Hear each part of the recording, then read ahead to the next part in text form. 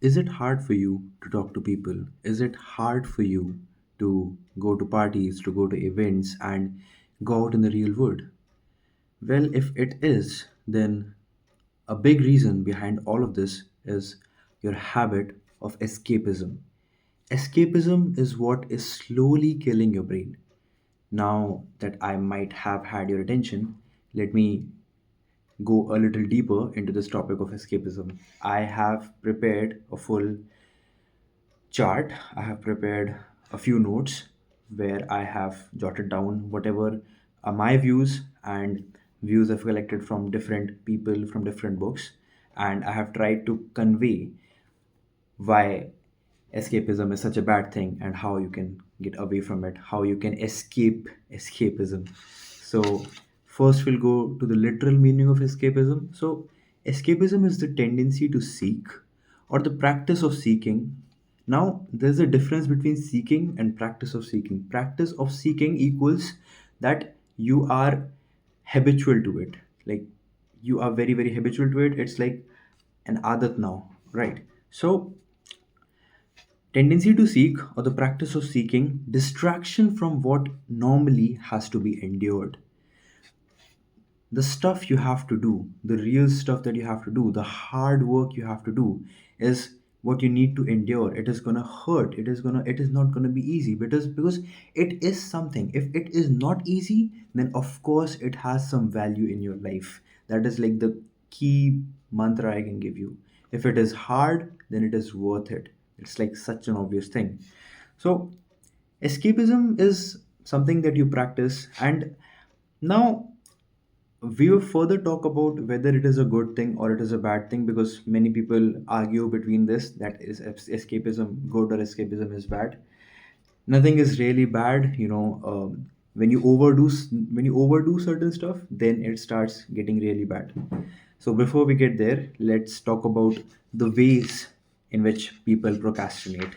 All right, there are different ways in it. So it can be of several types, such as number one, watching a movie.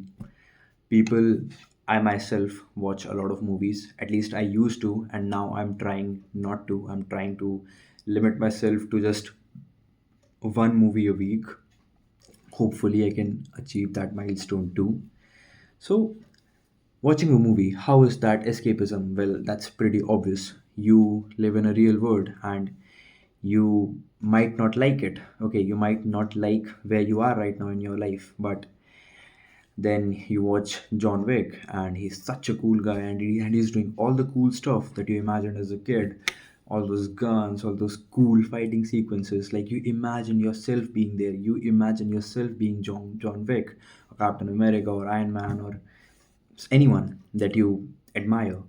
So you watch movies, and for 2 hours or for 2.5 hours, you completely shift from you're not in your room anymore. You're not in your room. You're not on your bed where you procrastinate. You're in a different world. You're living someone else's reality. And you escape your own reality. You don't think about what is going on with your life. You don't think about what you have to do tomorrow, or what you have to do before sleep, or what you have to eat. You just think about what is going on with those characters, whether you like them, whether you not like them, and which character you hate. And you are so indulged in their story, which is so time consuming. And I won't say it's bad. Like, again, this argument is coming whether it is good or bad, but please wait, I will talk about it further in the video. So number one way of escapism is watching a movie. Number two is listening to music. So, like, yeah, it's a very obvious thing. You listen to music and your thoughts shut off, because you're listening to the lyrics and you're focusing on those lyrics, and you're humming those lyrics, and you're not thinking about yourself right now. You're not thinking about what you're about to do or what's important. You're just listening to Arijit Singh or whoever. Watching YouTube while eating. Now, why did I mention eating? Like, you can watch YouTube while doing a lot of things. So the problem in today's world is that we we do not have a lot of free time. Okay, if you really sit down and subtract all the important stuff you have to do throughout your day, then you're hardly left with like 4 to 5 hours in which you spend 4 hours scrolling. So you're hardly left with 1 hour. And also in that 1 hour, you're deciding whether you have to use those 1 hours efficiently, or you have to also throw that 1 hour in those 4 hours of doom scrolling. So watching YouTube while eating. Now, why did I mention eating? Is that in your day-to-day activities there are a lot of stuff that you do, important stuff, habitual stuff, and you cannot do it with your own mind. Like, you cannot sit with your thoughts. How do I know this? Because I myself could not do it, and I still find it hard to do it. You cannot sit down and eat without YouTube, because you need something to focus on. You need something to distract yourself from your own thoughts. And that is the biggest problem. People distracting themselves from their own thoughts. That's like totally ignoring your body, totally ignoring your mind. Your brain might be trying to tell you something that, bro, this is enough of social media today, enough of YouTube today. Now let me think, let me work, let me rest. But you do not let your brain talk to you. You totally, completely ignore it. You don't even consider listening to it. And that is because of this. You brush your teeth, you take your phone with yourself. You take a shit, you take your phone with yourself. You travel, you take your phone with yourself. There are always earbuds in your ears, and something is always going on. And now, if you're someone like me who is in this self-help journey, and now you decided that, okay, I'm not gonna watch any social media, I'm not gonna watch any bullshit YouTube video, I'm not even going to follow my favorite sport, I'm not gonna listen what people are talking about, and I'm just gonna be listening to good stuff, to self-help stuff. Now, although it is a good habit, like transitioning from brain rot to self help is a good transition, but listen to me. What I noticed today, I was eating and I was doing the same thing. Like, earlier, I used to watch Modern Family while eating, but now I'm also watching something while eating. Now, whatever I'm watching, it is very boring stuff. Whatever I'm listening to, it is someone reading a book. But the thing is that I am not completely focused on what she is saying or he is saying. I am not completely focused there because I am eating. Look, human beings are not supposed to focus on 10 things at a time. We cannot do that. All right. Now you're going to argue that, bro, I'm a multitasker. I can do 2 things together, 3 things together. I get it. But you won't be able to do all those things efficiently with full focus, and you need full focus to do something in a good manner. So I was eating, I was focusing on my food, and I was also kind of listening to her. I was listening to her for like 3 minutes, then for 1 minute I was not listening, then again 3 minutes in small chunks and bits and pieces. And I did not get as much knowledge from that video as I would have gotten if I would have just sat down and only listened to her. I'm sorry for doing this. So that is what I'm talking about. Like, please take all of this out. sit sit on the toilet without your phone. Now, you can take a book. If you don't want to take a book, bro, it is better to take your own mind with you. Just sit down and talk to yourself. I know it is going to be hard because you might not be able to think about uh, good stuff. Like, bad stuff might come in your head, and it is okay to let your feelings out, to let whatever is going on in your head out, because at least you'll know what you're thinking about all the time. Because right now you don't know what you're thinking about, because everything is so, you are already consumed so much by this social media, by movies and web series, that you don't let yourself think. That's such a big problem. Now now I wrote something about, like, why is watching YouTube while eating harmful, and I already talked to you about it without looking it here, but now I should look here. I might have written something that is of very use to you. So I wrote that your phone, you would focus on what you're eating, how many. Okay, so now, if you are eating without your phone, then you are focusing on what you're eating. And this way, you can actually take a look at what you're eating. Like, how many carbs are there in your food, how much protein is there in your food, And if you should also have taken some salad, you should have also taken some curd, and now this will make a good meal. And like now you are not just consuming your food, you are like consuming it in a more intelligent way, in a way that you will nourish your body, really nourish your body, instead of just carb loading yourself. So that's one reason why you should not be watching YouTube while eating.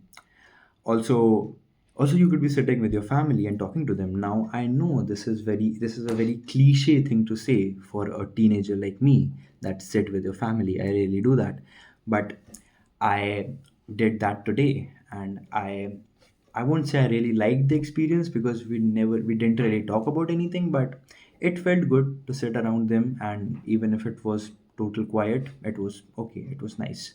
I was sitting with them, I was spending some time of my day with them. I spent like 10 minutes of my day out of the 24 hours. Now I know that like I I do talk to them. It's not like I don't talk to them, but sitting with them.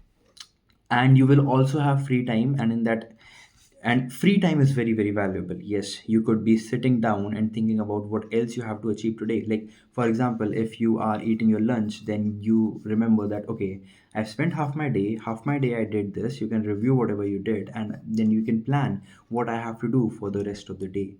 So this way you will, some people, what they do, they get like highly motivated, and they'll sit 4 o'clock in the morning, and they'll write this big list of, I'm gonna do this, I'm gonna do this, I'm gonna do this, and there'll be like 10 mammoth tasks on that list, and they will never ever achieve all of that, because it's not possible. It's just not.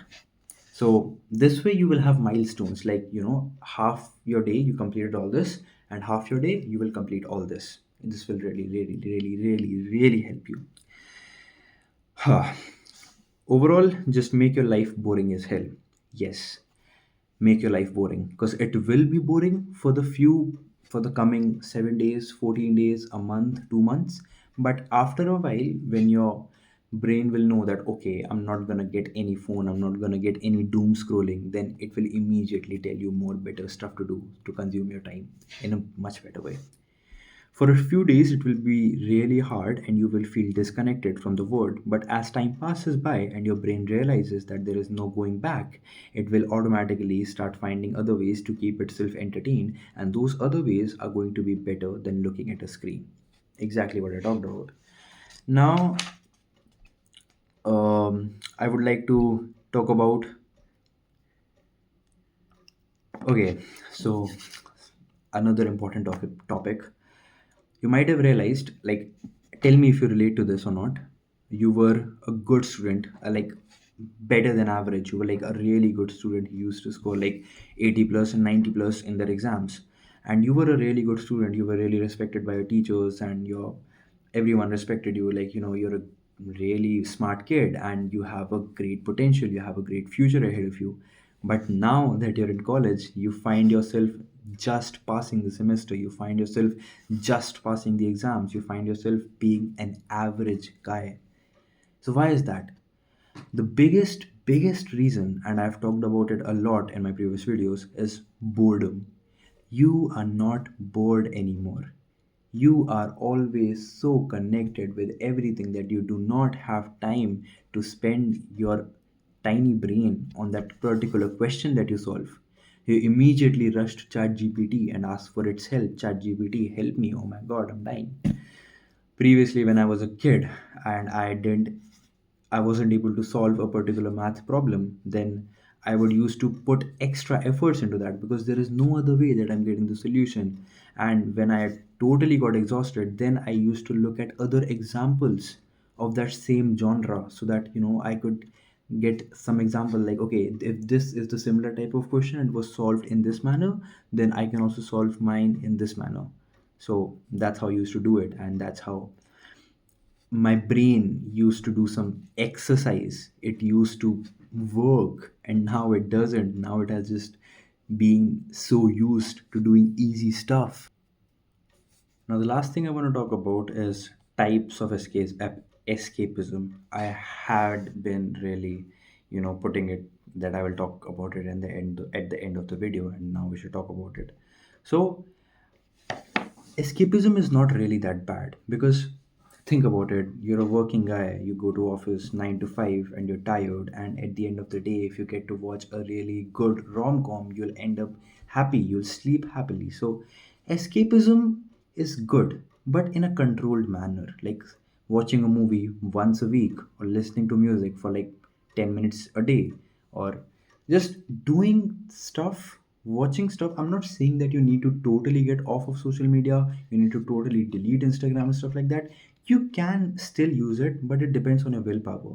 How much willpower you have. Can you really stop scrolling after 5 reels? Can you really stop scrolling after 10 reels? A person like me can't. So the only option I have is to delete it. But if you have that amount of willpower and you think you can control yourself, then you should do that.